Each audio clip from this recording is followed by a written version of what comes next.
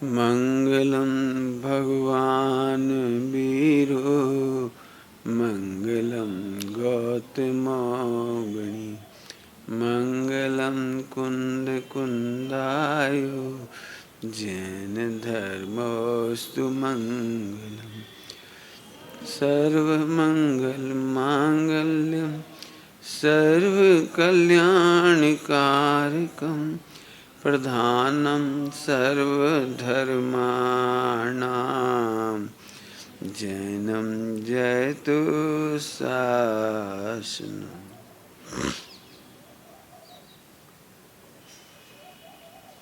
कल एक बात कही थी, वहीं से इस बात को प्रारंभ करेंगे।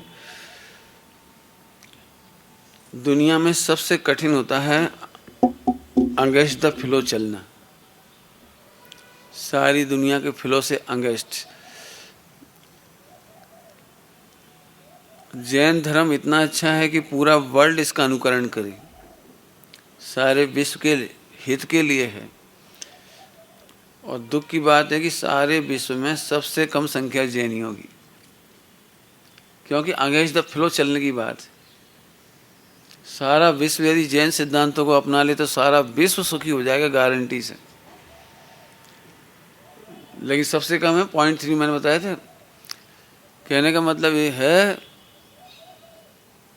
कि अगेंस्ट द फ्लो चलने के कारण दुनिया भौतिकवाद की ओर, भोगवाद की ओर, मजे करो, उसके लिए चाहे कुछ भी करना पड़े, उस बुद्धि वाली है। मैं जानता हूँ मेरी 100% बात है, सभी को 100% पसंद नहीं आएंगी, सभी को कोई ना कोई बात पसंद जरूर आएगी।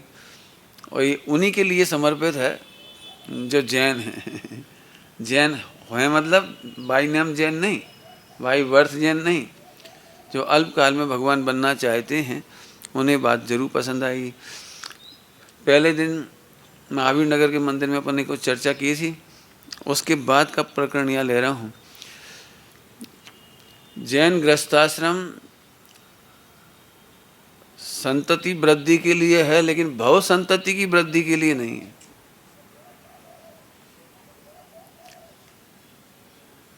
दूसरी बात उस समय कही थी, ब्रह्मचर्य से भी असंख्यात गुनी तपस्या है गृहस्थाश्रम में। उन्हीं बातों को सिद्ध करते हुए आज 2 प्रकरण विवाह यदि हो तो कुछ बातें तो उस दिन बता दी थी कि स्वयं अपने वर वधू को, अपने जीवन साथी को नहीं ढूंढना चाहिए, ना आप इतने समर्थ हो कि आप ढूंढ सको, क्योंकि आपको पता भी नहीं है कि पैरामीटर क्या है उसके। ये तो माँ बाप जानते हैं, और उनके जितने रिश्तेदार होते हैं ना, रिश्तेदार, वो CBI का काम करते हैं। एक एक का सब पता निकाल लेते हैं, खान पान कैसा है, चलना फिरना कैसा है,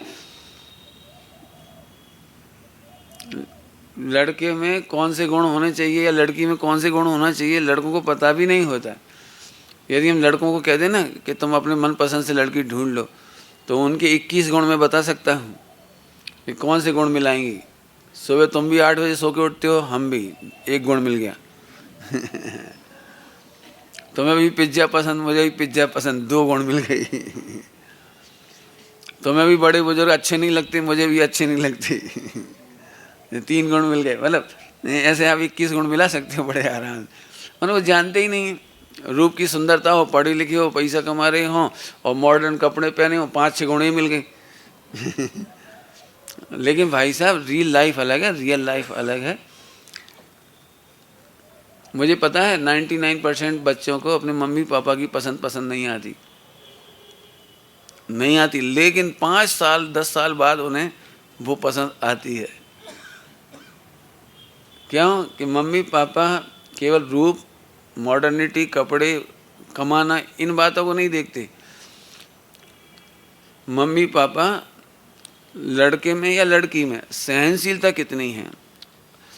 कल जितने गुण बताए थे ना, युवाओं का नैतिक धन, वो लड़की के लिए लड़का ढूंढने के काम के हैं सारे। इतने गुण होने चाहिए। बात बात में गुस्सा हो, लड़का तो बड़ा सुंदर है और लड़की उससे 19 है, समझ लो, तो आप क्या समझते हो? यहाँ से लड़के को लड़की दे दोगे तो ज़िंदगी भर नौकरानी की तरह रखेगा, कोई वैल्यू नहीं करेगा और हमेशा अपने ईगो में रहेगा वो। हमेशा इंसल्ट करता रहे। NRI होगा तो बिल्कुल घर में कैद करके रखेगा, मैंने इसलिए लाया हूँ तुम्हें, घर का काम देखो। आप पढ़ के देखो जा करके थोड़ा सा।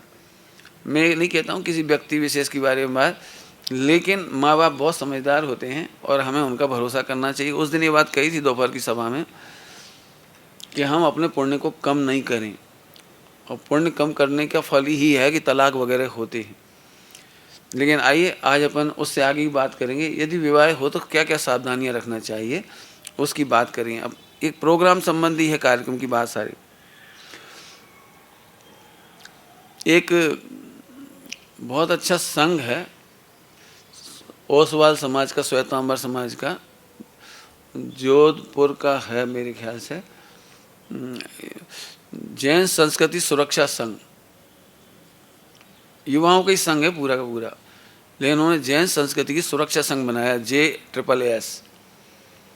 और एक पत्रिका 2 साल पहले शादी की आई थी, वो व्हाट्सएप पे निकाली थी लोगों ने, मैंने इतनी अच्छी लिखी थी वो। उस पत्रिका का 80% मैटर मैंने उसी में से लिया है इसमें। मुझे वो पत्रिका बहुत अच्छी लगी और मैं सोचता हूँ कि ऐसी पत्रिकाएं आपको शादी विवाह में छपानी चाहिए। उसमें पहली ही बात लिखी थी, प्रत्येक कार्यक्रम देव दर्शन, भजन, पूजन यथा समय सामायिक। ये सामायिक अपन ने लिख दिया, उनके प्रतिक्रमण मुख्यता से लिखते हैं वो लोग। सामायिक स्वाध्याय से प्रारंभ होंगे। एक बात धीरे धीरे आप स्टार्ट करेंगे तो कल्चर बन जाएगा कि नहीं सुबह, जैसे सुबह उठ करके देव दर्शन को तो ले ही जाती हैं, लेकिन इतनी चीज़ और ऐड होनी चाहिए कि वहाँ संगीत के साथ विवाह का दिन, वहाँ सगाई के दिन और उसके दिन कार्यक्रम जब भी होगा तो एक सामूहिक पूजन होगी, भले ही 30 मिनट लग जाए उसमें, फिर भले 30 मिनट का प्रवचन हो, लेकिन प्रवचन जरूर हो। मेरे से छोटे भाई की शादी में ऐसा ही किया, मैंने वर वधू को जाना कंपलसरी, गए, सामूहिक पूजन हुई, प्रवचन सुने दोनों ने, इसके बाद उनकी बारात वगैरह के जो कार्यक्रम थे वो उन्होंने बाद में किए। तो प्रत्येक कार्यक्रम आप समझ लेना, आप चाहे सगाई का हो या शादी का। ये तो अभी भारत में बढ़िया परंपरा अभी भी चल रही है कि जब भी बारात सगाई होती है तो मंदिर के दर्शन कराने के बाद होती है। भावरे भी पड़ती हैं तो मंदिर का दर्शन करा के लाते हैं और फिर भावरे पड़ती हैं। लड़की की विदाई भी होती है तो पहले मंदिर कराते हैं फिर विदाई करती हैं, और घर में जब बहू आती तो पहले मंदिर ले जाते हैं फिर घर में घुसाती हैं। घुसाते जानबूझ के कहा मैंने प्रवेश बाद में कराते हैं, उसके पहले किसी और घर में उतारते हैं। ये पद्धति मेरे ख्याल से अभी भी चल रही होगी, बढ़िया पद्धति है। मैंने इसमें ये बात गर्वित है कि बेटे ग्रस्त मार्ग कोई मार्ग नहीं है, वीतरागता का मार्ग ही मार्ग है। यदि आपको सुखी होना हो तो अभी भी सगाई नहीं हुई सोच ले, भगवान का दर्शन कर लो, भगवान की वीतराग मुद्रा देखो, निहारो, भक्ति करो, पूजा करो, फिर भी तुम्हारी ताकत नहीं है तो चलो शादी कर लो, लेकिन बाद में पहले भगवान को आगे कर देंगे। मैंने एक अच्छी पद्धति। तो मैं चाहता हूँ उसमें 2 चीज़ें और जुड़ जाएं, भजन पूजन, सामायिक स्वाध्याय, ये चीज़ें और जुड़नी चाहिए। घर में जितने भी शादी में लोग आए 5 बजे उठा देना चाहिए सबको 5 बजे उठ करके प्रार्थना होनी चाहिए।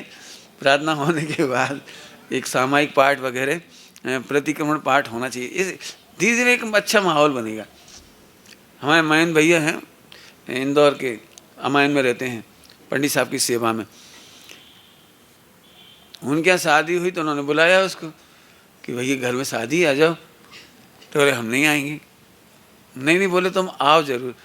बोले तुम फालतू काम करोगे, आजकल करते हैं ना महिला संगीत, क्या करते हो, दूल्हा दुल्हन 2 ही नाचने लगते हैं फिर। तो उन्होंने कहा भैया हम तो नहीं आएंगे।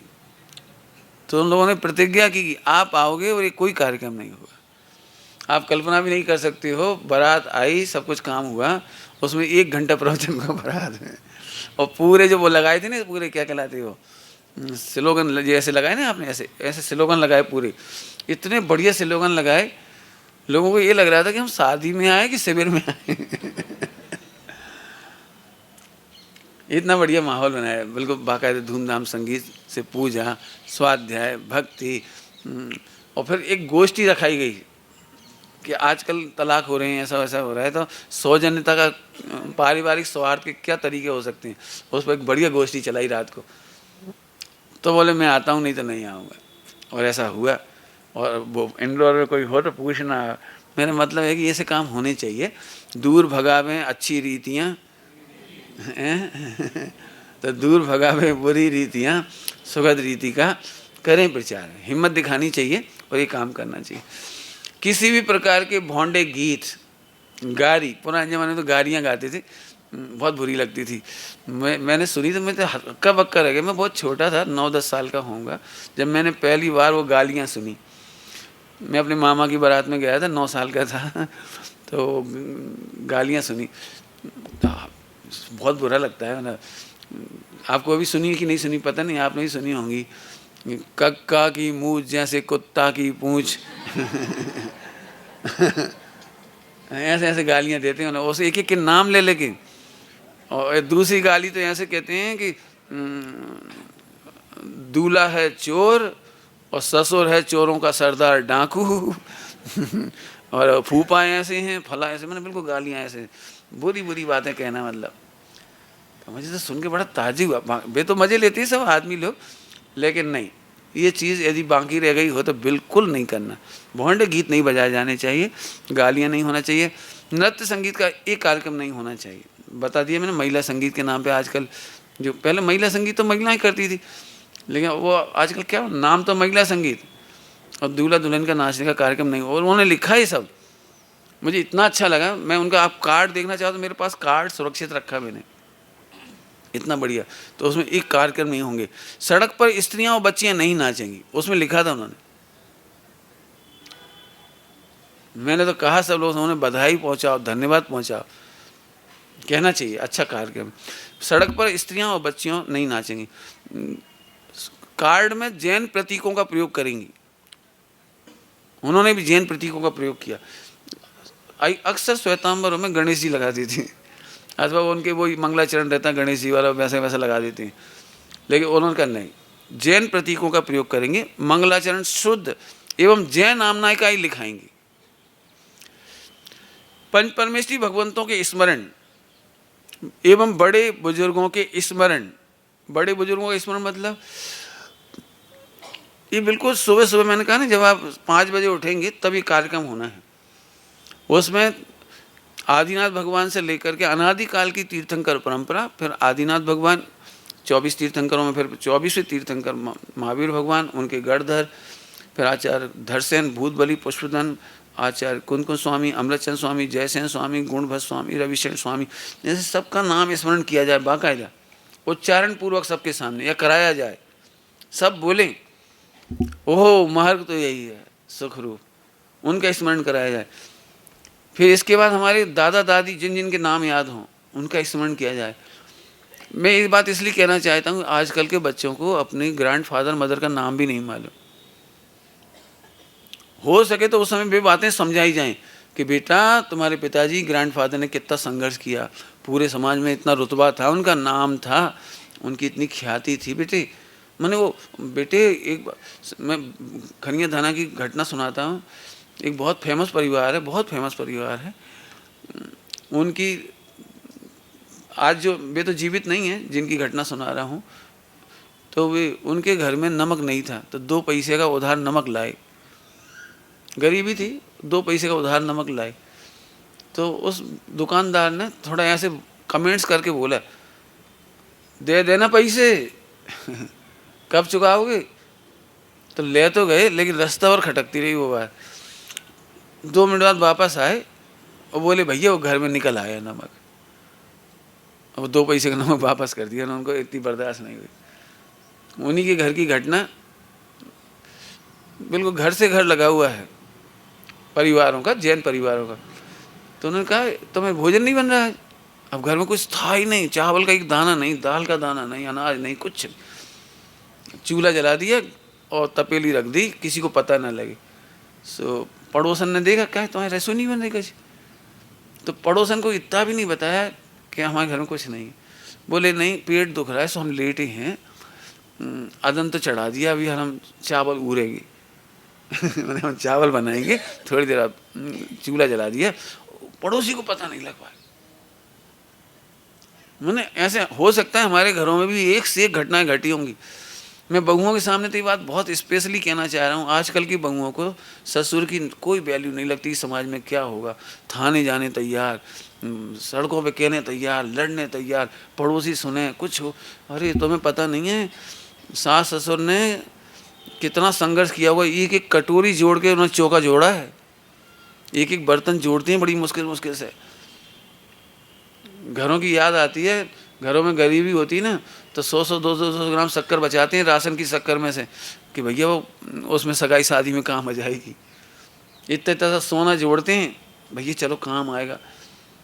और बहुओं को ये नहीं समझ में आता कि सास ने कैसे घर जोड़ा होगा। उसे ऐसा लगता है टोको मत, चुपचाप रोटी खाओ जो बनाए सो। मैंने उसको ऐसा लगता है सासू का चौका छीनना, माने ऐसा लगता है कि मेरी जिंदगी भर की कोई जागीर छीन रहा हो। मैं साइकोलॉजी क्यों बता रहा हूँ कि ये ध्यान रखने जैसी बात है, कभी नहीं करना चाहिए। बात बात में मम्मी को आदर दो, मम्मी आप ही बताओ ना कौन से बर्तन काम में लेना है, कितना घी लेना है। ऐसा नहीं कि सबकी प्रशंसा सुनने के लिए उसने एक कलछी घी डाला दाल में, दाल तो बनी बड़ी टेस्टी और सब तारीफ कर रहे हैं आज दाल बहुत अच्छी, और सास को दिल डोल रहा हो कि हमारे घर को बजट कम है और 1 महीने का घी 10 दिन में ख़त्म हो जाएगा। उसमें क्या रोटियों में घी चिपड़ दो अच्छे अच्छे। तो ये ध्यान रखने की बातें हैं छोटी छोटी। ये है दिल जीतने के तरीके। कल पूछ रहे थे दिल जीतने का तरीका क्या है। अब सास का दिल जीत लिया ना तो फिर ससुर भले ही कछु कहें, कोई कछु कहे, सासू संबर बन जाएगी। संबर समझिए ढाल ढाल बन जाएगी। कहे दाल में स्वाद नहीं आ रहा, अब तुम्हें स्वाद की पड़ रही, घी ला के धर दी हम और डाल दें। मैंने बहू ने नहीं डाला घी, लेकिन सासू ने बचाया उसे। ऐसे बच्चों को समझना चाहिए पिताजी ने कैसे इज्जत बनाई होती समाज में, आप कल्पना नहीं कर सकते। कभी भी प्रतिष्ठा से खिलवाड़ नहीं करना। उनका स्मरण करो बुजुर्गों का, आज दादी होती, आज दादा होते, सबको याद करो। उन्हीं के आशीर्वाद लेकर के काम किए जाएं। भावरों में अग्नि का प्रयोग नहीं होगा, उसमें लिखा था उन्होंने अग्नि का प्रयोग नहीं होगा, मुझे बहुत अच्छा लगा। पंच परमेष्ठी की साक्षी में जैन विधि से विवाह विधि संपन्न होगी। अन्य समाज के ब्राह्मण आदि लोगों को बुला के कई बार लोग करा लेते हैं, कई जगह मजबूरी में कराना पड़ता है, जैन समाज के लोग नहीं है। इस मामले में विराग की तारीफ करता हूँ। इस मामले में एक हमारे से बहुत बढ़िया शास्त्री, शायद अखिलेश नाम है उसका, है आदित्य नाम है, हर बार नाम भूल जाता हूँ, आदित्य नाम है, कहाँ खुरई का है, बहुत बढ़िया। और वहाँ पे है तुम्हारे क्या नाम है बॉम्बे में, बिल्कुल इतने अच्छे तरीके से शादी कराता है वो, उसकी वीडियो बनवाता है। उसने कह रखा है विवाह के समय में जब भावरें पड़ेंगी कोई खाएगा पिएगा नहीं, सब लोग बैठे होंगे, कोई जूते चप्पल पहन के नहीं बैठेगा। पहले मैंने देखा है शादी के टाइम में दोस्त लोग होते थे, दूल्हे की मजाक उड़ाते रहते, वे स्वाहा कह रहे हैं पंडित जी तो वो आहा कह रहे हैं, और ऐसे मन मजाक उड़ाते रहते। लेकिन उसके समय कोई मजाक नहीं उड़ा सकता आदित्य के उसमें शादी। उसने वीडियो डाल रखी है, बिल्कुल तरीके से शादी कराएगा। मुझे बहुत ही अच्छा लगा। मैं चाहता हूँ और शास्त्री लोगों को इसमें आगे आना चाहिए। पूरा महाराष्ट्र और दक्षिण में जैन विद्वान नहीं है पूजा कराने वाले, शादी की गृह प्रवेश कराने वाले, और मजबूरी में उन्हीं को बुलाना पड़ता है।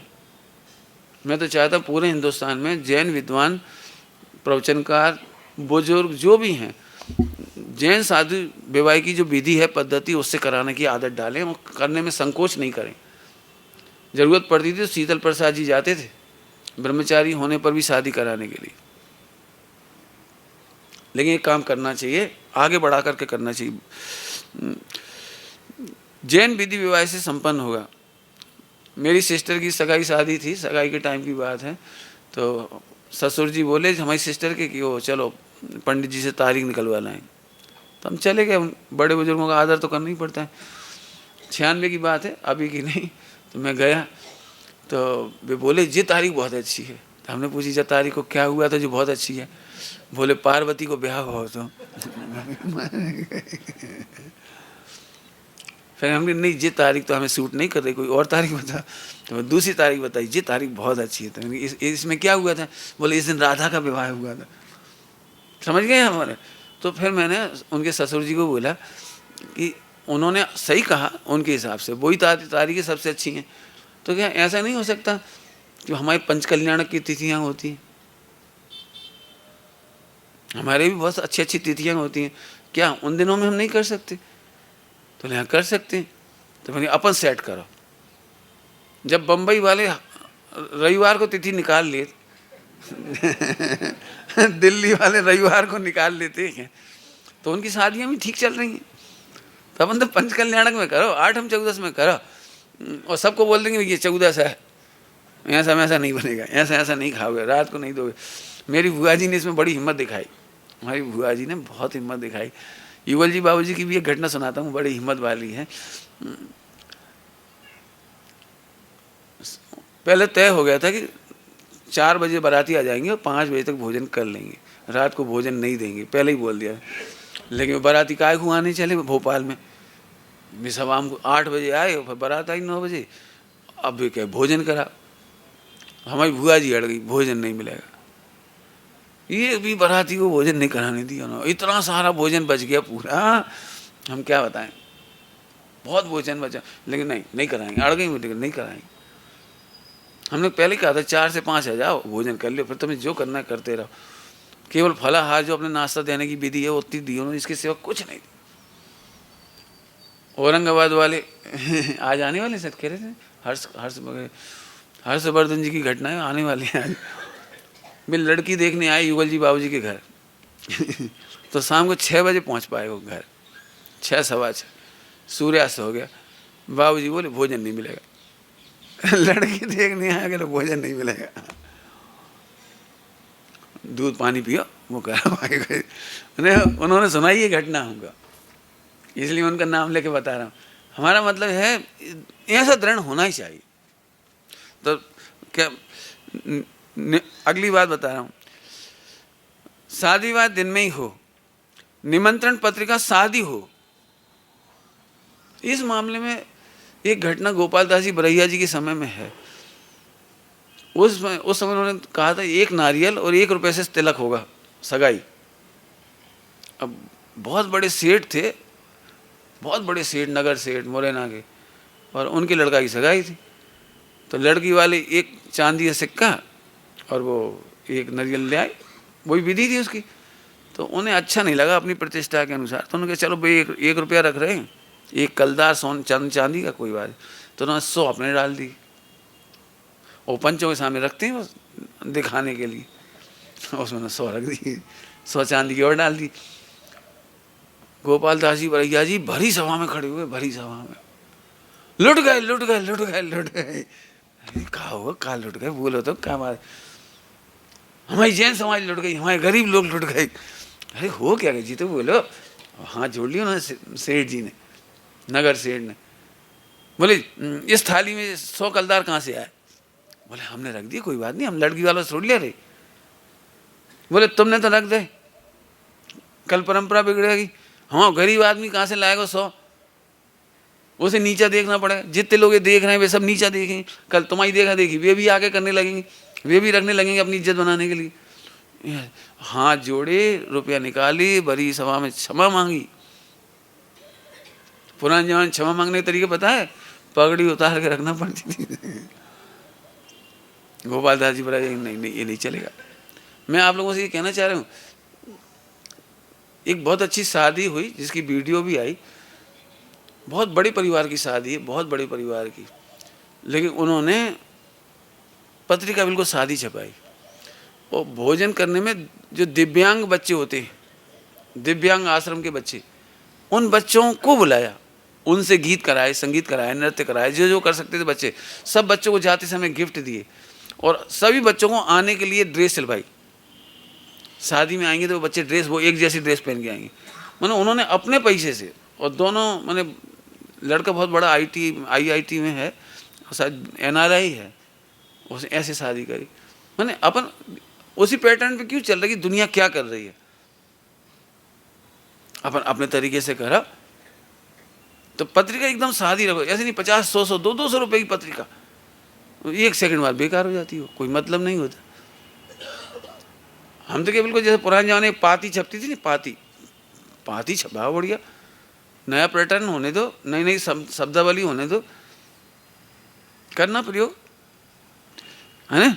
निमंत्रण पत्रिका बिल्कुल सादी, वही पैसे आप गरीब बच्चों को भोजन करा दो, अनाथों को भोजन करा दो, उस दिन नगर के सारे भिखारियों को भोजन करा दो, कराओ, बहुत अच्छा काम, कौन बुराई है। हॉस्पिटल में फल बंटवा दो, गरीब स्कूल में बहुत गरीब गरीब बच्चों के स्कूल होते हैं, उनके लिए कुछ काम कर दो, अच्छे काम करो। और इसी प्रकार का भोजन में अनावश्यक सामग्री बने नहीं, बचे नहीं और फेंके नहीं, इसके लिए उन्होंने लिखा था 3 मिष्ठान, 2 नमकीन, सब्जी, चटनी, सलाद, दाल, पूरी, रोटी आदि, कुल 15 या 21 आइटम, इससे ज़्यादा नहीं बनाएंगे। पहले ही लिख दिया इससे ज़्यादा आइटम नहीं होंगे, ऐसे नहीं हो। फिर वो काउंटर खाली ही पड़े रहे तो खाली काउंटर ही मत लगाओ ना, इतने काउंटर लगाने की जरूरत क्या है। और हम तो कह रहे काउंटर नहीं, इन्होंने क्या किया वो सुनने जैसी बात है। मैं इस संगठन की बहुत तारीफ कर रहा हूँ। इन्होंने एक पत्रिका में बात लिखी है, यदि आपको बिठा करके रसोई कराना हो तो हमारा संघ सदा तैयार है, आप हमें बुलाओ। नहीं, धन्यवाद भैया। 100-150 बच्चे हैं युवा, और पूरे जोधपुर में कहीं भी भोजन होता हो उन्हें कह दो आप तो निःशुल्क आकर के भोजन परोसते। मुझे तो भैया बहुत दिन देखिए, सोनगढ़ में देखा, इंदौर में देखा, कितनी लंबी लंबी लाइन लगती थी, 25,000 लोग भोजन करते थे और परोस करके करते थे। और आप लोग खरियाँ दाना यदि आए हो तो आपको याद होगा जन्म कल्याणक के दिन का दृश्य, रोजाना का दृश्य, मतलब भोजनशाला में सबको बिठा करके भोजन कराया था, सबको बिठा करके भोजन। दूर भगावे सुखद रीतियाँ हैं बोलो बेटे क्या करोगे, दुखद, तो ठीक है, दूर भगावे दुखद रीतियाँ। भोजन में अनावश्यक सामग्री आदि ये बता दिया है ना। 15 या 21 आइटम ही बने। मैं औरंगाबाद गया, औरंगाबाद, हाँ औरंगाबाद 10 लक्षण पर्व में, तो उन्होंने एक वो अग्रवाल समाज का स्वाद हॉल लिया था, उसकी मैंने फ़ोटो खिंचवाई हो। इतने अच्छे नियम लिखे हैं अग्रवाल ट्रस्ट के, इतने बढ़िया नियम, फ़ोटो खिंचवा के रखी मैंने। जहाँ कोई अच्छी चीज़ मिलती है हम ले लेते हैं, वही हम आपको बता रहे। उन्होंने भी यही लिखा, ये बातें उन्होंने लिखी थी, 15 या 21 आइटम से ज़्यादा नहीं बनेगी। 21 आइटम बने, उसमें नमक मिर्ची वो अचार वगैरह जोड़ के भी सा, उसके अलावा और कोई अलग से आइटम नहीं। ऐसे नहीं पानी पूरी का एक स्टॉल, फिर फला का स्टॉल, फिर आइसक्रीम का स्टॉल, फिर सूप का, जूस का, फला का, ऐसे स्टॉल नहीं लगा। आगे, भोजन में जमीकंद, लहसुन, प्याज, द्विदल आदि का प्रयोग नहीं हुआ। ये उन्होंने संघ वालों ने लिखा था, श्वेतांबर संघ ने, बहुत अच्छा लगा। अपने को भी बिल्कुल क्या कहें भाई, देखो मेहनत तो करनी पड़ेगी आपको, मेहनत तो करनी ही चाहिए आपको, यदि आप चाहते हो कि 18,500 वर्ष तक महावीर भगवान का निर्दोष शासन लोगों की नज़र में आए, लोग देखें।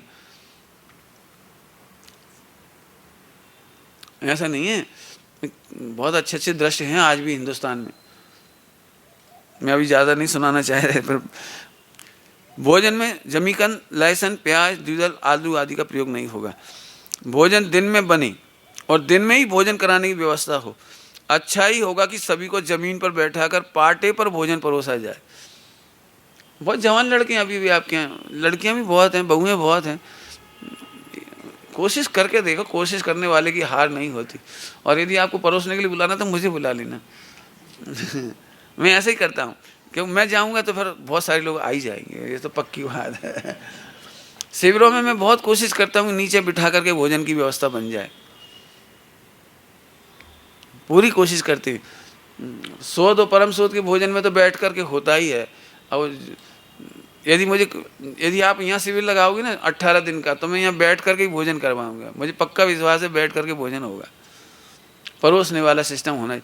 आजकल ये स्लिप डिस्क इसीलिए तो हो रही है, झुकते ही नहीं भाई, नमोगे नहीं तो टूटेगी डिस्क, उनका कहलाती है बैकबोन। झुकते रहोगे तो स्वस्थ रहोगे, कभी बीमारी नहीं होगी, ध्यान रखना है ना। तो भोजन परोसने के लिए बेटर का प्रयोग नहीं करें।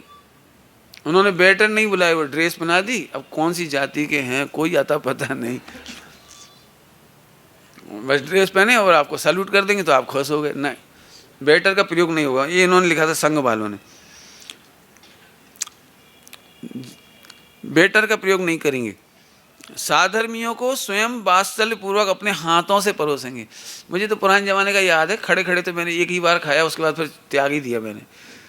75 की बात है मेरे ख्याल से, 77-75 की बात। तब पहली बार हमारे विदिशा में खड़े खड़े भोजन, तो उसमें लिखा था स्वरुचि भोज। तो हमें यही नहीं समझा कि पंगत हो रही कि भोज हो रहा है, मतलब तो स्वरुचि भोज का मतलब भी वहीं जाके पता लगे अपनी रुचि का पसंद का खाओ। लेकिन हमारी बस की नहीं थी, गड़बड़ थी। तो फिर मतलब गड़बड़ मतलब हम तो गए ही नहीं कभी। लेकिन इसमें एक सबसे कमी जो मुझे दिखाई देती थी, इसमें पुराने ज़माने के हमने भोजन देखे हैं पंक्ति भोज में, पूरे देश में जब भी कहीं गए शादी में, इतना अच्छा लगता था। मना के खिलाते थे, भैया एक रसगुल्ला, ए हमारे यहाँ से, ए लाला, ए दादा, फिर कब मौका मिलेगा हमें, यहाँ से भोजन कराते थे बढ़िया प्यार से। ए गरम गरम, हमारे उस साइड कहीं कहीं लुचाई बोलते, बामोर साइड लुचाई, ए गरम गरम, ए नरम, ए लहली, ए खैरी, एक ये ऐसे बढ़िया लगता था। मैंने जो हृदय से उल्लास से परोसा जाता था। किसी को पहली बात तो कोई मांगता नहीं था, मांगना नहीं देखा मैंने कभी, और मांगते भी थे तो इतनी स्टाइल से मांगते थे, भैया एक रसगुल्ला नहीं तो ले आओ। तो उसमें इतना पुण्य हो जाता था अपने आप। ये उसके लिए आता था तो इनके लिए भी आ जाता था, मैंने इतना अच्छा तरीका था। अब हमारे पंडित साहब की भाषा में कहे ना, तो ये खाने की पद्धति लूटो खाओ, बहुत बुरा लगता है। और पक्की बात है, आप देख लेना, जब कोई ऐसे उठा के खाता है ना कई आइटम, तो कईयों की नज़रों में जाता है वो, कई लोग देखते हैं, वो बुरा लगता है वो। भाई जब स्टाइल है तो खाने दे, 5 रसगुल्ला कैसी जा रहे, लगता है 10 दिन के भुक्कड़ है। मैंने आखिरकार ये कटाक्ष सुनने को मिलते ही हैं, खा नहीं पाते वो। और बाकी इसकी बहुत सारी कमियां हैं। कोई भी आता है, सबके खाने पीने की स्टाइल एक सी नहीं होती। जूठे यहाँ से दाल चावल ले लिया उसने, पूड़ी उठा ली, पानी ले लिया, कुछ भी आइटम ले लिया, अपने जूठे हाथों से, जूते चप्पल पहन के आ गए सीधे, हाथ धोए कि नहीं धोए, मोजा के जूता के पता ही नहीं। बहुत बहुत बहुत गड़बड़ अपने हिसाब से तो भैया भ्रष्टाचार है। लेकिन आगे चलो, पानी छानने परोसने की शुद्ध व्यवस्था हो। इसमें तो मैं बिल्कुल चाहता हूँ कि आप वीडियो बना के डालो अपने यहाँ की शादी की, भैया हमारे यहाँ 10 मीटर कपड़ा आया, इतने बड़े बड़े ऐसे पानी छना। मैंने कल बताया था आपको, सूरत में पूरा पानी छना है बिल्कुल, और मोटे कपड़े से, मैंने फॉर्मल कपड़े से नहीं, एकदम सही कपड़े से पानी छनाया। मेहनत लगी है, 10-12 आदमी लगे, कोई नुकसान नहीं हुआ। मैं एक बात कहता हूँ, पैसा खर्च हो जाए तो हो जाए, लेकिन संस्कृति का नुकसान नहीं होना चाहिए। सभी लोगों को दिखनी चाहिए वो चीज़। हमारे खनिया दाना में राजा साहब कहलाते हैं, राजा साहब राजा थे वहाँ के खनिया दाना की। तो उस ज़माने में जब भोजन होते थे तो जैनियों के लिए अलग भोजन बनवाते थे, वो दिन में भोजन करवाते थे, दिन में बिठाते थे। और एक मांसाहारी व्यक्ति आ गया उसमें, तो राजा साहब ने वहीं से कह दिया, ए तुम यहाँ कैसे आ गए, तुम्हें पता नहीं है जैनियों का भोजन है, तुम आ कैसे गए, यहाँ बैठ कैसे गए। ऐसे उठा दिया उन्होंने। मैंने इतनी प्रतिष्ठा थी। हमारे समय तक आते आते जैनों के लिए 5 बजे तक आने की व्यवस्था, ऐसा भी लिख देते थे। अब जैन ही खुद ही कहने लगा हमें सब चलता है, आपके नरकागमन तक, रात्रि देर आगमन, वो कहा रात को 12 बजे तक। नहीं भैया ऐसा नहीं करो, बिल्कुल नहीं करना, ये बहुत बड़ा दुख है की बात है, गलत बात है। आगे चलते, पानी छानने का, मसाले आदि घर में ही धोएं। पहले ज़माने में तो ऐसा ही होता था, रिश्तेदार 15-15 दिन पहले आ जाती थी बहुएं बेटियाँ घर में, वो मसाले पापड़ बरी जो कुछ करना सब करते थे। उस समय सारे काम घरों में ही होते थे सारे। बाजार के मसाले इसलिए नहीं लें, भले स्वादिष्ट भी लगते हों। मुझे पता है वो चने का छोले का मसाला बाजार में बहुत अच्छा लगता है लोगों को, वो हलवाई खुद ही कहता है, फिर देखो मज़ा नहीं आएगा, वो मसाला ज़रूर मंगाओ। तो मैं कहीं वो वाला मसाला क्यों मंगा रहे आप, उसका कंटेंट देखा तो बाज़ार में जितने मसाले सूखे पाउडर आते हैं, चने के छोले के चाट के जो उन सब में लहसुन और प्याज सुखा करके डाली जाती है। और जाने को और भी कोई से आइटम ऐसे डाल देते जिससे वो मैंने अवक्ष होता है। बिल्कुल नहीं करो। टाटरी से कड़ी खट्टी मत कराओ, टाटरी उसमें मत डलवाओ, टाटरी एकदम अवक्ष है। इंदौर में पहले हम खाते थे, लेकिन अभी पता लगा उसकी बनाने की विधि पूरी की पूरी गड़बड़ है, टोटली मांसाहार है वो टाटरी। तो ऐसे मसाले वगैरह का ध्यान रखें। बारात में ठहरने आदि का प्रबंध होटल में नहीं करें। नॉन वेज होटल में तो करें ही नहीं, लेकिन होटल में भी नहीं करें। गार्डन, हरे घास वाले लॉन आदि से बचें। बरमाला आदि में कृत्रिम फूलों या चंदन माला का इस्तेमाल करें, फूलों का इस्तेमाल नहीं करें। मेरी बहन की शादी में मुझसे कहा तुम बरमाला खरीद लाओ 92 की बात है, खरीद लाओ। तो मैं चला गया खरीदने, तो फिर मैंने वो चंदन की खरीदी, चंदन वाली चंदन वाली खरीदी। अब मुझे ये नहीं पता था कि 4 खरीदना पड़ती, मैंने 2 खरीद ली। तो एक तो जब बैठते ना इस पर क्या कहलाती है, स्टेज पे बैठते थे, एक बरमाला तो उसी समय लग जाती है। अब दूसरी बरमाला गायब, हम लाए नहीं, हमें पता ही नहीं, 2 बहुत है बस खत्म। अब वो जब भावना पड़ने लगी तो फिर कहले बरमाला ला, अब कहाँ से ला, वही तो दी तो कहने लगे भाई क्या 4 नहीं लाए, हमें तुमने बताया कब तक 4 ला। तो भाई बेई बरमाला वापस काम चलाया। नहीं, चंदन की माला का इस्तेमाल करो, अच्छी से अच्छी मालाएं आती हैं, कोई दिक्कत नहीं है, थोड़ी महंगी आती है, लेकिन वो दिन भर नहीं, साल 2 साल तक घर में रहेगी तो खुशबू देगी, माने सस्ती पड़ती है, वो लगी रहेगी अपने, हाँ लगी रहेगी, उसमें क्या दिक्कत है। तो ये अनावश्यक जानवरों का प्रयोग तो करें ही नहीं, मैंने घोड़े वगैरह का प्रयोग नहीं करो, हाथी का प्रयोग मत करो, और जो जो है उनका प्रयोग मत करो, करें ही नहीं। जानवरों के आकार के सलाद, केक, अन्य मिठाइयाँ भी, जैन लोग केक नहीं बनाते, लेकिन वो मिठाई ऐसी बना देंगे जैसे केक हो। तो कम से कम जानवरों के आकार का नहीं बनाई, इनका ध्यान रखें। कॉकटेल, अल्कोहल पार्टी कभी नहीं दें। आतिशबाजी नहीं, आतिशबाजी से बचें, मैंने नहीं करें। अनावश्यक विद्युत और दिखावे से बचें। मैं एक शादी में गया था, हेगड़े परिवार की शादी, कर्नाटक, अपने जैन बद्री, मूल बद्री है ना, हाँ जैन बद्री, तो गोमटेश्वर बाहुबली में हेगड़े परिवार है, धर्मस्थल नाम है जैन बद्री का, गोमटेश्वर बाहुबली जहाँ है, चलो जो भी। तो वहाँ शादी हुई, आप कल्पना ही नहीं कर सकते। मैं तो सोच रहा था कि हेगड़े परिवार माने वहाँ के बड़े राजा रजवाड़ा, जमींदार जैसे, मुझे तो लग रहा था बहुत धूमधाम होगी। आप कल्पना नहीं कर सकते कितनी न्यूनतम लाइट से काम चलाया था उन्होंने, मुझे लगे नहीं शादी हो रही है, जबकि कितने किलोमीटर में तो उनकी कार की पार्किंग थी। लेकिन म्यूजिक के संगीत इतने मध्यम, इतने कम बज रहे थे, ऐसे नहीं वो कान फाड़ू, ऐसे नहीं, इतने मुझे देख के वो संयोग की बात थी, हमें मिल गई वो शादी देख, मतलब कहीं कुछ धूम धड़का अलग से नहीं, कोई फटाके नहीं, कुछ नहीं, इतनी अच्छी। मैंने बड़े लोगों का बड़प्पन इसमें है, छोटे बच्चे, मैं क्या कहूँ, गरीब लोगों की चौंचलेबाजी ज़्यादा होती है, फिर भले कर्जा ले लेंगे, फिर भले परेशान होंगे, लेकिन फालतू पैसे खर्च कर देंगे। 1,000 रुपये का एक बम आता है, वो क्या कहलाता है वो बम, 10 धमाके वाला, 20 धमाके वाला, पता नहीं कितने 130 धमाके वाला, अरे क्या फ़र्क पड़ता है, बहुत महंगे महंगे, कभी नहीं लाओ। फटाकों का प्रयोग मत करो। अनावश्यक विद्युत नहीं चलाई। दहेज लिया दिया नहीं जाए। महिला संगीत के स्थान पर पारिवारिक सौहार्द का आयोजन हो। बर्तन राखोड़ी से या मार्बल पाउडर से मांजे जाएंगे, ये उसमें भी लिखा था उन्होंने, बर्तन अच्छे से मंजवाए जाएंगे, उब्या से नहीं मांजे जाएंगे। ये समझो कि हमारा आइडियल चीज़ है ये।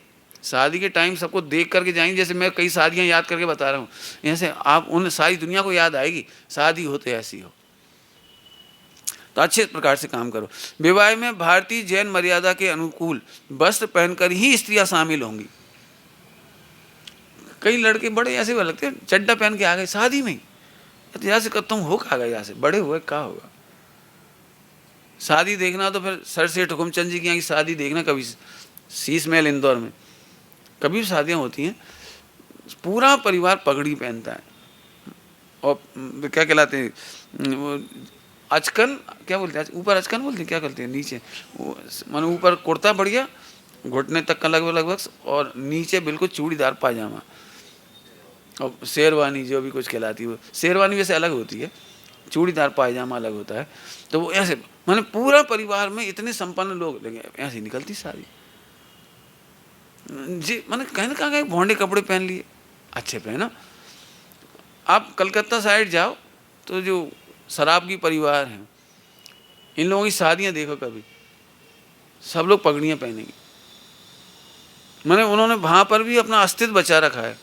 आप दादर में जाके देखो, दादर में मुझे एक बात बहुत अच्छी लगती है,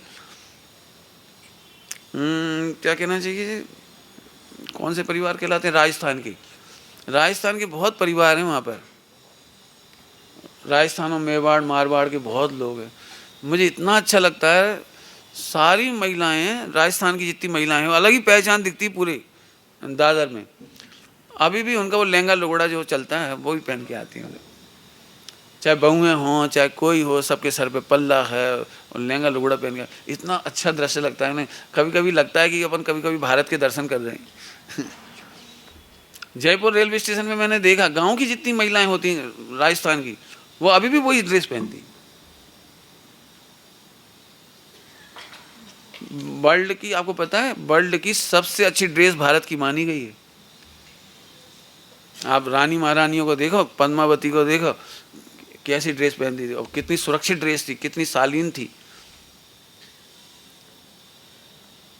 मैंने क्यों हम अपने आदर्श को खोएं, तो इन बातों का ध्यान रखें।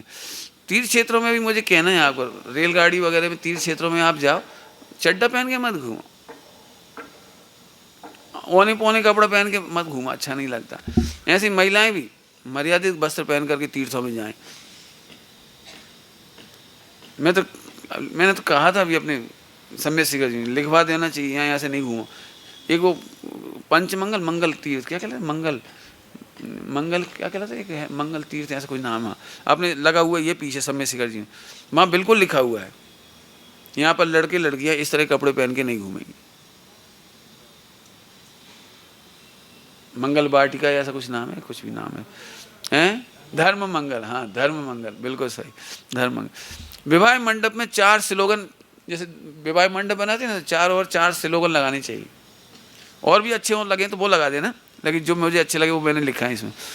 लग्न पूजा के समय श्री जी की पूजा की अवमानना असाधना होने से वर वधू के दाम्पत्य जीवन में सदा अमंगल होते हैं, अतः लग्न पूजा के समय शांति एवं यथा योग्य समुचित विनय करें। मैंने अभी आदित्य का नाम बताया था, सबके हाथों में 200-500 पुस्तक ले जाते हैं, सबके हाथ में पूजा की किताब, और बड़े तरीके से पूजा, और बीच बीच में समझाते वो, और जो ट्रेडिशन होते हैं ना वो बीच बीच में वो सबको उसका मतलब समझाते, बाकायदा वीडियो बनाते, मैंने अच्छे तरीके से कराते, कुल मिला के बहुत अच्छा।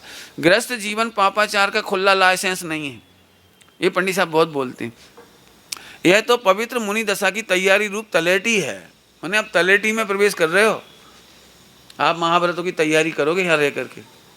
मैंने बहुत अच्छा कार्य है, शादी करना वैसा नहीं है कि पापाचार का खुला लाइसेंस है, ऐसा नहीं समझे। अपने को हल्के से मत लो, क्योंकि आत्मा ही परमात्मा बनता है और आप आत्मा हैं। एवं अपने शरीर को भी हल्के से मत लो, क्योंकि इसी शरीर से तीर्थंकर, आचार्य एवं आरिका का जन्म होता है। अपने शरीर को भी हल्के से मत लो और आत्मा को भी। और स्वस्ति वाचन, चौथा है स्वस्ति वाचन, चौथा बैनर लगाना चाहिए, देव पूजा गुरु पास्ति स्वाध्याय संयमस्तपः दानम चेति ग्रस्ता नाम सट कर्माणि दिने दिने। 6 आवश्यक का पालन करने वाले वर वधू का सदा अविनाशी कल्याण होता ही है। ये आशीर्वाद पंच परमेष्टियों का, ये 4 लगाने चाहिए।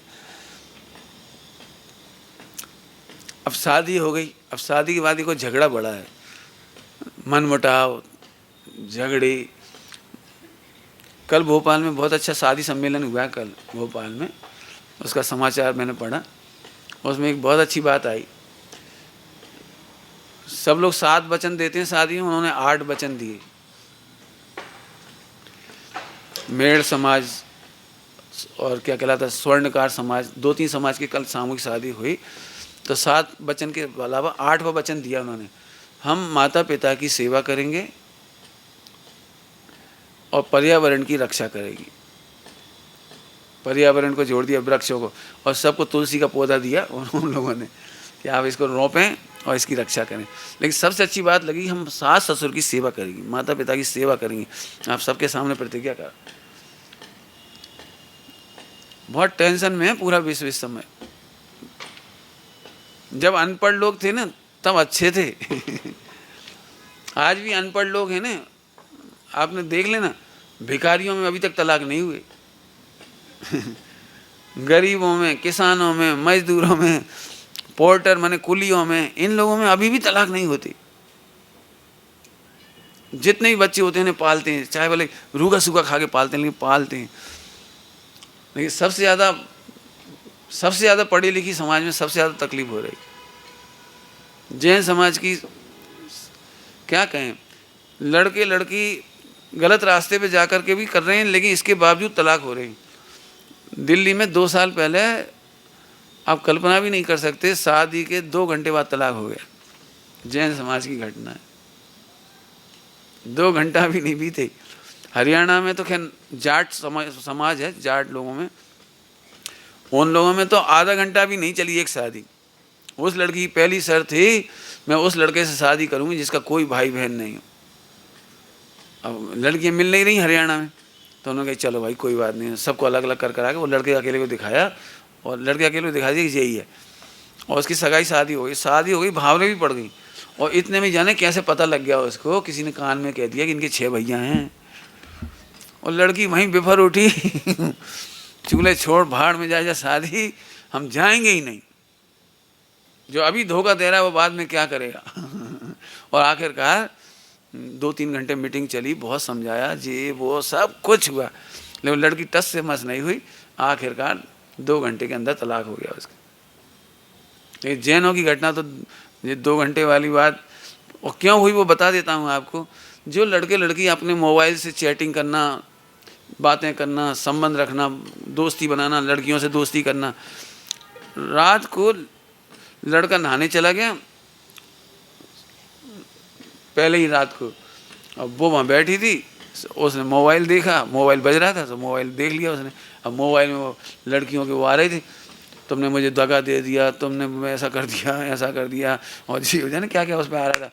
अब वो लड़के ने तो देख नहीं पाया और लड़की ने देख लिया, उस वो फटाफट उसने जेब में रखा, बाहर कार उठाई, किसी से कुछ नहीं बोली, कार उठाई और सीधे अपने शादी के स्थान पर आ गई। और मम्मी पापा बोले रात को 12 बजे, कहा बेटा कैसे आ गए, कहा देखो पापा, और रोने लगी। फिर तलाक हो गया उसका। मैंने जो चीज़ आपको हंसी खिलवाड़ लग रही ना लड़के लड़कियों को, मोबाइल चैटिंग बातचीत, 90% लड़कियां डिप्रेशन में हैं। मतलब कई बार लोगों को लगता होगा आप काहे फालतू बातें बताते हो, लेकिन मैं कहता हूँ भाई साहब, डिप्रेशन वालों को सम्यक दर्शन नहीं होता। डिप्रेशन वाले पति से का शकल दिखाओगे, अब तुम किसी और से मिल चुके हो, बातचीत कर चुके हो, गलत सोच सके हो, गलत बातें हुई हों, तो आप क्या करोगे ज़िंदगी में? आप अपने बच्चों के आइडियल कैसे बनोगे? मुझे एक लाइन बहुत अच्छी पढ़ने मिली थोड़े दिन पहले, अपने जीवन में इतने काम अच्छे ज़रूर करो कि अपने बच्चों को आदर्श बताने के लिए दूसरों के नाम ना लेना पड़े। ऐसे काम अच्छे करो कि बच्चों को कैसे, बेटा तुम्हारे ज़माने में हमने ऐसा किया था। आदर्श काम करो, ज़िंदगी में फिसलने की ज़रूरत नहीं है। चलो फिर हो ही जाता है, तो इससे बचने के लिए पंडित साहब ने बहुत अच्छे मंत्र दिए हैं।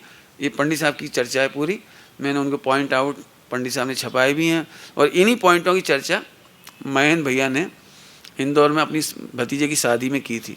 वो पॉइंट मैं आपको सुना रहा हूँ। सावधान, पहले सबसे पहला पॉइंट लिखा है, कसाय छोड़े संबंध नहीं। क्या बोला, एक बार बोलो जरा सब लोग। क्या झगड़ा तो कसाय करवा रही है ना, संबंध थोड़ी खराब है।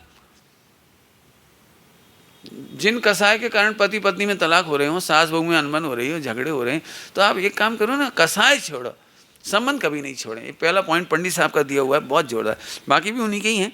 आगे, सावधान, कर्तृत्व का अहंकार, ध्यान से सुन लेना सब लोग, क्यों विस्तार करूंगा तो 1 घंटा भी लगे तो कम, और आप इसका विस्तार कर सकते हो। कर्तृत्व का अहंकार और स्वच्छंद भोग वृत्ति ही परिवार से अलग कर देती है। बच्चियां क्या चाहती हैं? स्वच्छंद भोग, हम अपने टाइम से उठें, खाएं पिएं, जो हमें खाना है खाएं, जितना खाना है खाएं। सास होएगी तो प्रेग्नेंट बहू को लाल मिर्ची नहीं खाने देगी, इमली की चटनी नहीं खाने देगी, तले हुए बाजार के क्या क्या वो बनते हैं पिज्ज़ा बर्गर वगैरह नहीं खाने देगी, नूडल नहीं खाने देगी। कहे तुम्हारे संग संग बच्चा भी बीमार हुई है, लेकिन उन्हें समझ में ही नहीं आती, इसलिए नहीं, कोई नहीं, जो खाएं सो खाएं। जैसे सोना उठना बैठना है तो सोए उठे बैठे। पहले लाखों में एक आध केस होता था कि माँ बनने के लिए ऑपरेशन होता हो, और आज की तारीख में लुटेरे तैयार हैं और लुटवे वाले भी तैयार हैं। बेड रेस्ट, बच्चे को सांस नहीं मिल रही, हाँ चट्टी बैठे रहो। अब सास कहती बेटा हम तो 9 महीना में ही पानी भरवे जाते और 8 पी सकते बेटा, और हमारे 12 बच्चा हैं, तो वहाँ पेलो ही है। है तुम समझदार कि वो डॉक्टर समझदार? डॉक्टर ने कहा है। अब डॉक्टर इसलिए कह रहा है कि उसके तो 1 लाख 2 लाख का बिल बनेगा। पहले तो सस्ते बनते होंगे, अब 1 लाख 2 लाख आम बात हो गई, और तुम्हारी जिंदगी बर्बाद कर देगा वो। लेकिन समझ में नहीं आती ये बात। इसलिए भैया कसाय और स्वच्छंद भोग छोड़ो, और कर्तव्य का अहंकार। देखा है आपने, यदि जॉइंट फैमिली में झगड़ा होता तो एक बात के लिए होता है, बता दूं कौन सा? हम कर करके मरे जा रहे, हम कमा कमा के ला रहे, और जेठ हो तुम खर्चा कराते रहे। टीवी ले आए 50,000 को, बस ले आए, और देखो 10,000 की साड़ी ले आई परमेश्वरी।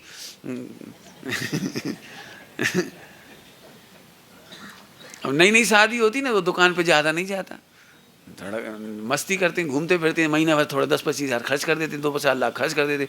बस इसी बात पे लगे झगड़ा। भैया कर्तव्य का अहंकार, महिलाएं भी कर्तव्य के अहंकार से परेशान, और 4-5-6 आदमी ज्वाइंट हों और रहते हो, एक ही बिजनेस करते हो या 2-4 करते हो, कोई बात नहीं, तो उन्हें भी यही बात, हम कर करके कमागा। बस कर्तव्य तो लड़ाता है, ध्यान रखना। अरे भाई बच्चे हैं, बहुएं हैं, खर्च ही करवे के लाज है, वो कमा कौन के लाज रहे? महीना 2 महीना खमा, हाँ जा बेटा और कर जाओ और जा। आजकल की बहुओं को यदि जिंदगी भर आपको अपने संग रखना हो तो उन्हें शिशु जैसे समझो। शिशु समझते हो? शिशु मतलब वो कछु बात से कह नहीं सकता मैंने, कहीं भी लैट्रिन कर ले, कहीं बाथरूम कर ले, कछु ढोल दे, कछु तोड़ दे, कछु फोड़ दे।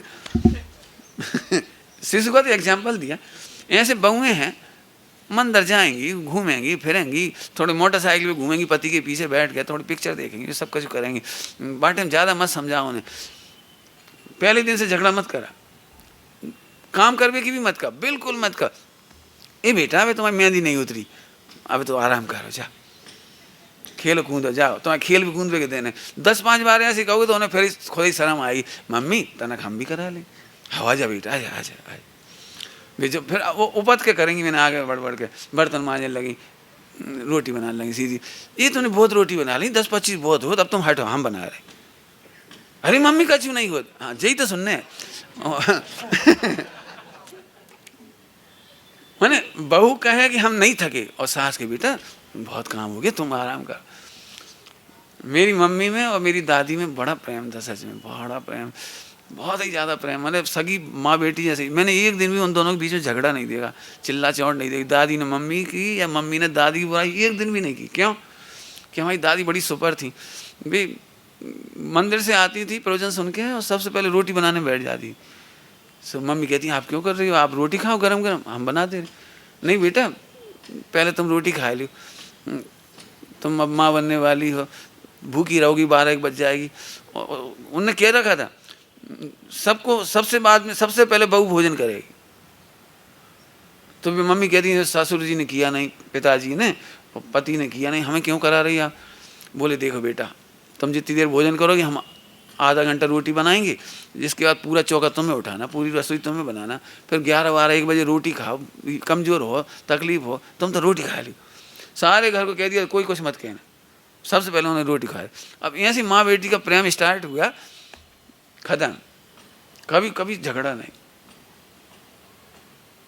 मैंने मेरा कहने मतलब कि अपन ऐसे कहो काम मत कर बेटा, तुम काम तो कर लेती हो लेकिन तुम्हारे लिए जिंदगी पड़ी बेटा करने के लिए, अभी तुम आराम करो। अब इतनी अच्छी मीठी भाषा मिलेगी तो उपत के आई, मम्मी बिस्तर तोड़वे से पलंग तोड़वे से का फायदा, इतनी ले आओ हम कुछ काम करें। हाँ करो करो आ जाओ, मैंने वो कहे तब मजा है। अभी होता है ऐसा है, अपन आवाज लगा रहे कितने पड़ी जल्दी। अब वे बहाने बना रही, हमारा पेट दुख रहा, हम भला उल्टी सीधे काम का फायदा। तो ये ध्यान रखना। चलो अभी ध्यान रखना भैया, बहुत सारी स्टोरियाँ याद आ रही, समय हो गया इसलिए नहीं सुनाऊंगा, पढ़ के ही सुनाता हूँ ये पॉइंट। प्रत्येक सदस्य को मंदिर से जोड़ें। बहुओं का काम या सासू का जो भी हो, महिलाएं जितनी हैं, प्रत्येक सदस्य को मंदिर से जोड़ें। झगड़े मिटाने की मूल जड़ है। यदि मंदिर से जुड़ गए, प्रवचन से जुड़ गए, पूजा से जुड़ गए, तो 90% तलाक नहीं होगा, 90% झगड़े नहीं होंगे, 90% थोड़ी देर चिल्ला चिमट भी होएगी, थोड़ी देर बाद ही सास बोलने लगी, का करें जे कर्म पूरब किए खोटे सही क्यों नहीं जी रहा, सास की ठंडी हो जाएगी। अब बेटा हमसे किया आई, अब तुम बुरा नहीं मानो, को कर्म बांधे को कसाय करे। दीपचंद जी सेठिया जी के परिवार की जॉइंट फैमिली में 60-70 लोग, दीपचंद जी सेठिया श्वेतांबर परिवार, सरदार शहर के, गुरुदेव श्री के निमित्त से वो दिगंबर जैन हुए सारे। घटना सुना के पूरा करता हूँ, फिर ये पढ़ के बाद में सुनाऊंगा आपको। उनके परिवार में इस बात का कंपटीशन होता है कि जो गुस्सा करे वो हारे जो समता रखे वो जीते, इसका कंपटीशन होता है। तो एक बहू से 500 रुपये का क्रॉकरी सेट गिर पड़ा। अब बहुत बेचारी एकदम दहशत में आके एकदम ऐसे देखने लगी, अब सबको देखने लगी। अब सब लोग सन्नाटे में, को गुस्सा पहले करे सन्नाटे में। अब वो रोने लगी, ये रो क्यों रहे हो, वो फूट गया। तो फूट जाने, तुम लगी तो नहीं, फूट जाने कहाँ दिक्कत। उत्पाद व्यय तो होता ही है पर्यायों को, समझ गया, पर्यायों का उत्पाद व्यय तो होता ही है, कोई बात नहीं। मैंने उनके घर में झगड़ा नहीं, कसा है नहीं, कोई भी, सब बहुओं के कपड़े एक पेटी में, सब बहुओं के गहने एक पेटी में, कोई का बच्चा को कोई निला दे। जो इंटेलिजेंट बच्चे पढ़ा देती वो सबके बच्चों को लेके बैठ जाती पढ़ाने, जो कम पढ़ी लिखी वो रसोई बनाने चली जाती, बर्तन मारने चली जाती। मैंने जो जो उनके घर में काम, सब काम संभालते रहते। मैंने इतना हिल मिल के, जिस बहू को पियर जाना, जो गहने ले जाने ले जाओ, जो साड़ी ले जाने ले जाओ, काहे झगड़ा करे वो हारे बड़ा अच्छा नियम है क्या, परिणाम की कीमत है वो क्या, पैसे की कीमत है कि पवित्रता की कीमत है। बहुत अच्छा समझ, मैंने बहुत बढ़िया माहौल, अच्छा। चलो भाई, अब यदि ऐसे पढ़ेंगे तो टाइम होते चला जाएगा। करीब कितने पॉइंट है, 20 पॉइंट है। समय पा करके मैं सुना दूंगा, और नहीं तो आप पढ़ लेना।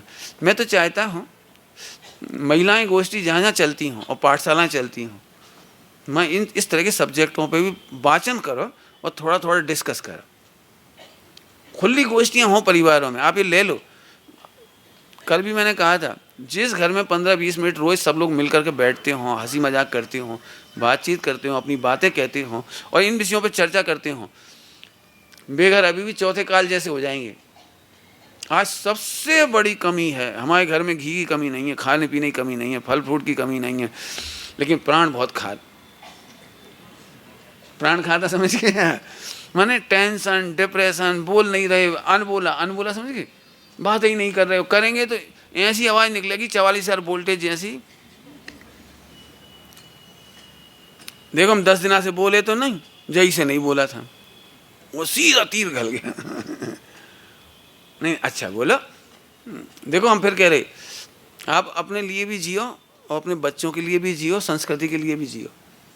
और ये बात नहीं सोचना कि ये बहुत कठिन है। बस अंतिम बात कह रहा हूँ, जैसे नए नए बच्चे हैं, इन्हें ये सब बातें कठिन लग रही होंगी, लेकिन शादी के बाद संघर्ष करना ही पड़ता है, साहस करना ही पड़ता है, झगड़े होते भी हैं, सब कुछ करना पड़ता है, पैसेंस भी रखना पड़ता है। मैंने आप बच नहीं सकते इन बातों से। जब हमें सामना करना ही है तो अपन तैयारी पहले करो ना। बच्ची को शादी करना है, पहले मेंटलिटी सेट करो, नहीं बेटा सास ससुर को निभाना है, मेंटलिटी तैयार करो। आपको समाधि करानी है, मेंटलिटी तैयार करो। वहाँ बच्चों को सबके बीच में कैसे निभाना है, इसकी तैयारी करो। सही बात बताऊँ तो आजकल के मम्मी पापा लड़कियों को इस बात की तैयारी करा रहे हैं, तो सुनिए मत, व्हाट्सएप जिंदाबाद है, तू चिंता ही नहीं करना। हाँ, हर घंटे की रिपोर्ट देना, आ जाना बिल्कुल सीधे, झुका देना। और सरकार ने भी हथियार दे रखे हैं, क्या घरेलू हिंसा। और फिर 19 तारीख को आया था ना केस, मैंने सुनाया था आपको 19 तारीख का। इसके ऊपर सचिन तेंदुलकर ने भी लिखा कल, क्या इंटरनेशनल मेंस डे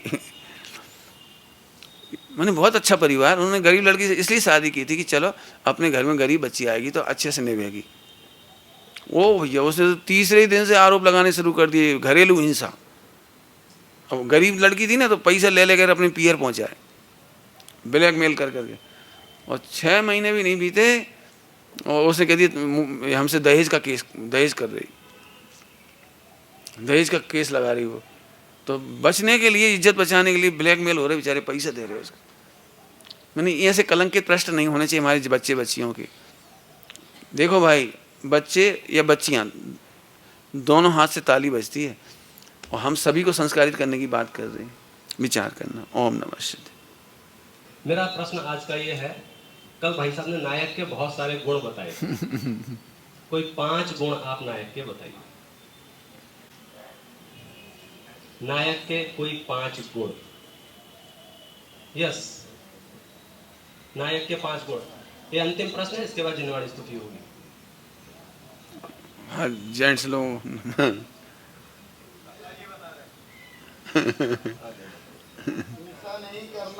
हिंसा नहीं करना इसमें नहीं है। अहिंसा, द्रव्य हिंसा, झूठ नहीं बोलना, चोरी और कुटिल परिग्रह, इससे बचना। वो नायक है जैन धर्म का। बहुत बढ़िया। और मोक्ष मार्ग भी वही है। इन्होंने बहुत अच्छे बताए हैं, लेकिन ये तो पाठशाला में सिखाए थे वो बताए हैं। हम तो प्रवचन में जो सिखाए थे वो जानना चाहते हैं।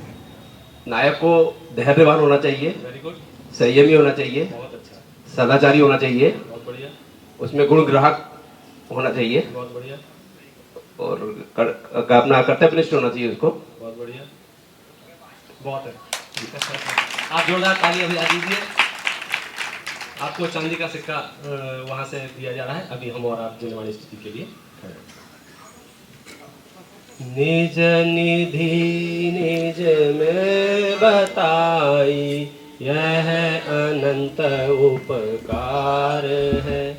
इसके लिए जिनवाणी माँ को वंदना 7 बार।